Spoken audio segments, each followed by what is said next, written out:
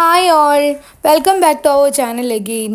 ചൂട് ചായക്കടി എന്ന് പറയുമ്പോൾ നമുക്ക് പെട്ടെന്ന് ഓർമ്മ വരുന്നത് പഴംപൊരി അല്ലേ? നിങ്ങൾക്ക് എങ്ങനെയാണെന്നറിയില്ല, എനിക്ക് ഓർമ്മ വരുന്നത് പഴംപൊരിയാണ്. അപ്പോൾ നമുക്കിന്ന് ഈ ചായക്കടയിലെല്ലാം കിട്ടുന്ന അതേ ടെക്സ്ചറിലും ഫ്ലേവറിലും പഴംപൊരി എങ്ങനെ ഉണ്ടാക്കിയാൽ നോക്കിയാലോ? അപ്പോൾ അതിന് വേണ്ടിയിട്ട് ഞാനിവിടെ 4 ഏത്തപ്പഴം എടുത്തിട്ടുണ്ട്. കുറച്ച് നല്ല പഴുത്ത് തന്നെ ആയാൽ അത്രയും നല്ലത്. അപ്പോൾ ഞാനത് തോലൊക്കെ കളഞ്ഞ് സ്ലൈസ് ആക്കി എടുത്ത് വെച്ചിട്ടുണ്ട്.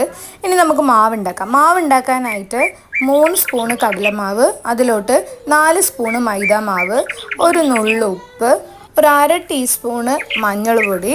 പിന്നെ ഞാൻ ഇതിൽ ആഡ് ചെയ്യുന്നത് നമ്മൾ ഉഴുന്ന് മാവ് ഉണ്ടാവുമല്ലോ, ദോശക്ക് അരച്ച് വെച്ച മാവ്, അതിൽ നിന്നൊരു 3-4 സ്പൂണ് മാവ് എടുക്കുന്നുണ്ട്.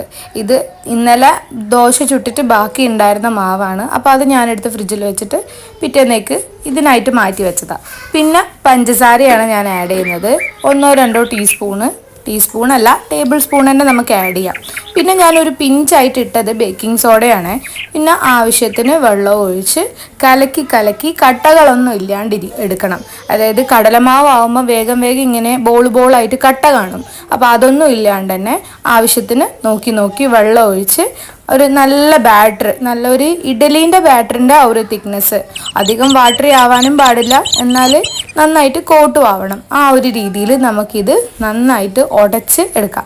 ഒരു വിസ്ക് ഉണ്ടെങ്കിൽ നന്നായിട്ട് അത് വേഗം ബ്ലെൻഡായി കിട്ടും. ഞാനിവിടെ സ്പൂൺ വെച്ചിട്ട് തന്നെയാണ് ചെയ്തത്.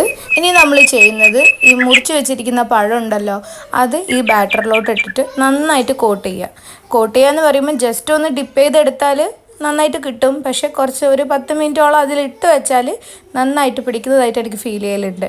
അതുകൊണ്ട് നന്നായിട്ട് അതിട്ട് അതിൻ്റെ അപ്പുറം ഇപ്പുറം ഒക്കെ നല്ല വൃത്തിയിൽ ഫുള്ള് കോട്ടിങ് ആവണം.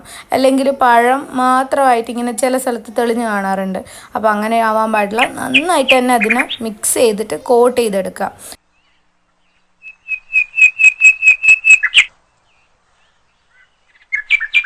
അപ്പോൾ ചൂടായ എണ്ണയിലോട്ട് നമുക്കിത് വറുത്ത് കോരി എടുക്കാം.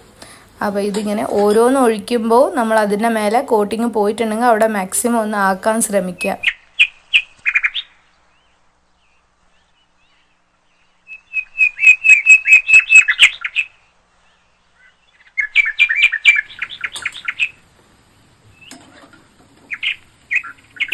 അപ്പോൾ 2 ഭാഗവും നന്നായിട്ട് മൊരിയിച്ചെടുക്കുക.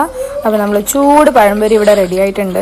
ഇങ്ങനെയുള്ള ചായക്കടികൾ ഏതാക്കിയാലും നമ്മൾ ചൂടോടെ തന്നെ കഴിക്കാൻ നോക്കുക. തണുത്ത് കഴിഞ്ഞാൽ അതിൻ്റെ ആ ഒരു ടെക്സ്ചറും ഫ്ലേവറും ഒക്കെ ഒരു ചേഞ്ച് ആവും. എന്ന് വിചാരിച്ച് ചൂടോടെ വായിലെടുത്തിടാനല്ല, ആ ഒരു മീഡിയം ചൂടിൽ തന്നെ കഴിക്കാൻ ശ്രമിക്കുക. പിന്നെ അപ്പോൾ ബാക്കി ഉണ്ടായിരുന്ന പഴമൊക്കെ ഞാൻ ഇതേപോലെ തന്നെ മാവിൽ മുക്കി പൊരിച്ചെടുക്കുന്നുണ്ട്. അപ്പോൾ വീഡിയോ ഇഷ്ടമായിട്ടുണ്ടെങ്കിൽ ചാനലൊന്ന് സബ്സ്ക്രൈബ് ചെയ്തൊരു ലൈക്ക് തരണേ. അപ്പോൾ ഇത്രയൊക്കെയുള്ള വിശേഷം. വീണ്ടും കാണാം. ബൈ.